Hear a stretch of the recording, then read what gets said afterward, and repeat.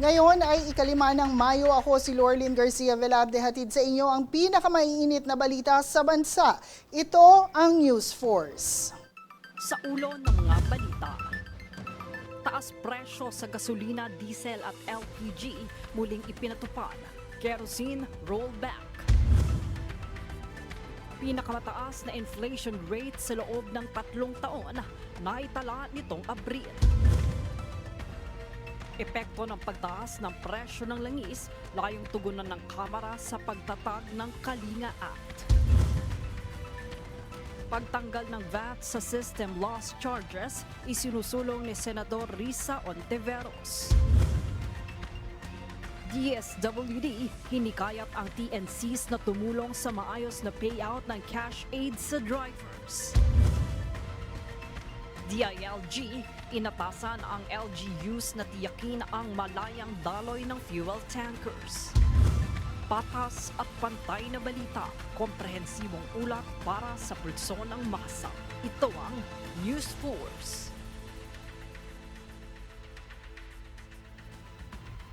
Matapos ang ilang linggong rollback, muli na naman pong ipinatupad ang para sa linggong ito ang higit 2 pisong taas presyo sa parehong gasolina at diesel at bawas singil naman para sa kerosene. 2 pesos and 21 cents ang aumento sa kada litro ng gasolina at 2 pesos and 66 cents din na dagdag singil sa kada litro ng diesel. Habang 3 pesos and 53 cents naman na rollback ang ipinatupad sa kada litro ng kerosene. Para naman sa LPG, taas presyo ng 1 peso and 22 cents kada kilo kung saan katumbas ito ng 13 pesos and 42 cents na dagdag singil kada 11 kilo cylinder. Patuloy naman ang pagtitiyak ng Department of Energy na sapat pa hanggang higit 50 araw ang supply ng langis sa bansa.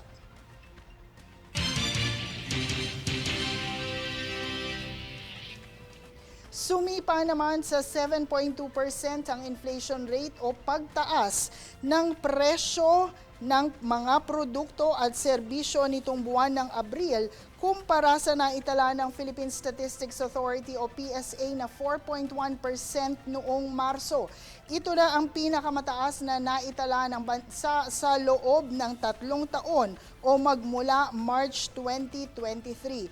Bunsod pa rin ito ng krisis sa langis dulot ng tensyon sa Middle East na nagtulak ng taas presyo sa mga pagkain, petrolyo at iba pang gastusin.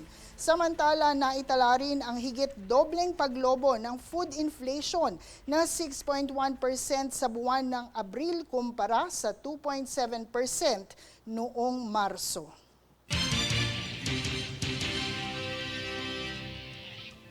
Sa ibang balita, nanawagan ng Department of Social Welfare and Development o DSWD sa mga transport network companies na maging aktibo sa pag-organisa ng payout ng cash aid para sa kanilang mga driver. Ayon kay Secretary Rex Gatchalian, target simulan ang susunod na payout sa ika-13 ng Mayo at kailangang maayos ang logistics upang maiwasan ang aberya. Inatasan ng mga kumpanya na magsumite ng payout plans kabilang ang venues at schedules at tiyakin na hindi lalagpas sa 10,000 benepisyaryo kada araw. Iginiit ng DSWD na bagamat sila ang mamamahala sa distribusyon ng pondo, responsibilidad ng mga kumpanya ang koordinasyon at pagpapabatid sa kanilang mga driver.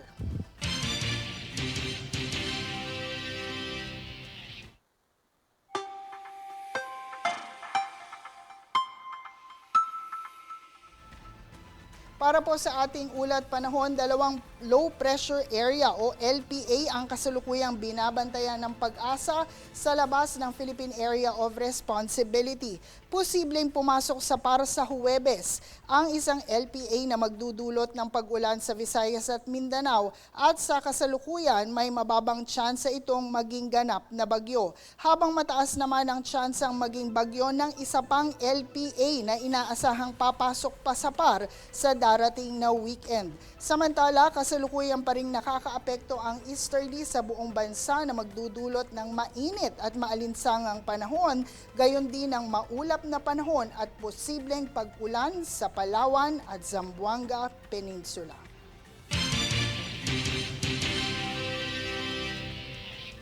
Susunod sa News Force. Epekto ng pagtaas ng langis layong tugunan ng Kamara sa pagtatag ng Kalinga Act. Pagtanggal ng VAT sa system loss charges isinusulong ni Senator Ontiveros. DILG inatasan ng LGUs na tiyakin ang malayang daloy ng fuel tankers. Manatiling nakatutok para sa higit pang mga balita sa pagbabalik ng News Force.